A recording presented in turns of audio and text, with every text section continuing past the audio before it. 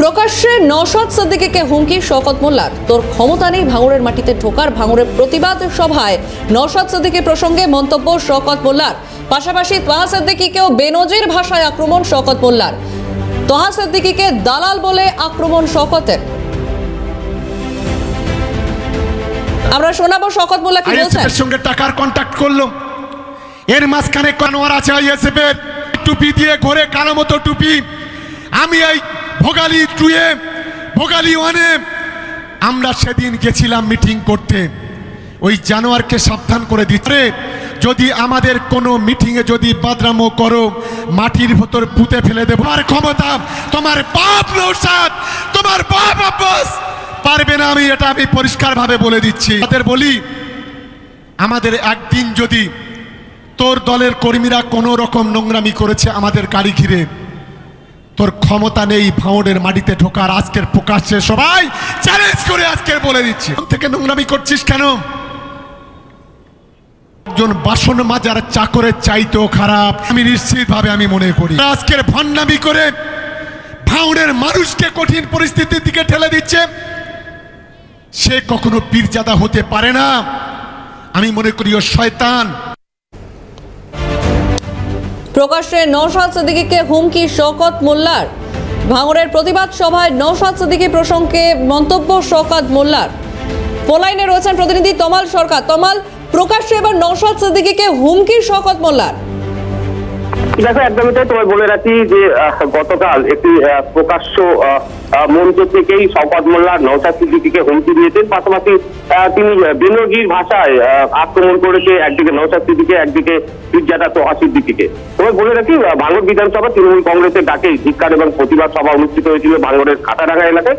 এবং সেখানেই ক্যানিংপুরের বিধায়ক তথা ভাঙড় বিধানসভার পর্যবেক্ষক সহ একাধিক তৃণমূল নেতৃত্ব সেখানটায় উপস্থিত ছিলেন এবং সেখান থেকেই তিনি সরাসরি নওশাদ সিদ্দিকীকে বাজে ভাষায় তিনি বলেন যে তিনি যদি ফুরফুরা শরীফের নামটা তার পাশ থেকে সরিয়ে দেয় তার নওশাদ সিদ্দিকী, তাহলে তিনি চাকরের চাইতেও খারাপ তার অবস্থা হবে।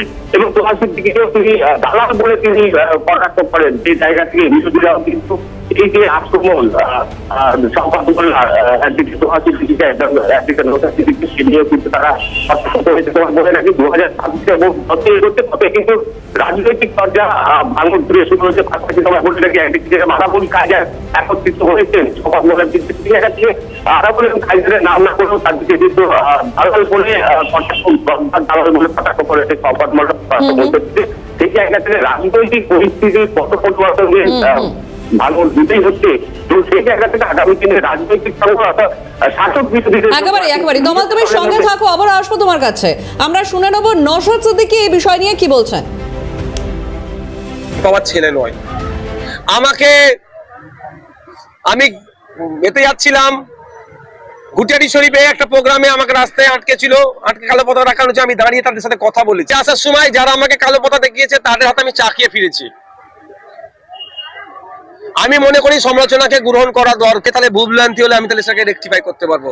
স্টেজে উঠে গেঁজার বিরুদ্ধে চরম ভাবে ধুলাই দিচ্ছে। আমার ভয় কিসের? গেঁজাওয়ালাকে প্রমোট করছি নাকি? আছে তৃণমূল, বিধানসভা তৃণমূল, পঞ্চায়েত সমিতি তৃণমূল, জেলা পরিষদ তৃণমূল চালাচ্ছে, ব্যবসা বন্ধ করতে পারছে না কেন? স্থানীয় বিজেপি নেতৃত্ব এ নিয়ে কি বলছেন শুনবো।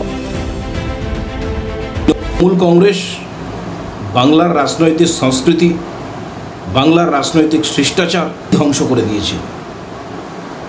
এরা ভাষা সন্ত্রাসের দিক থেকে ভারতবর্ষের সমস্ত রাজনৈতিক দলগুলোর থেকে শীর্ষে।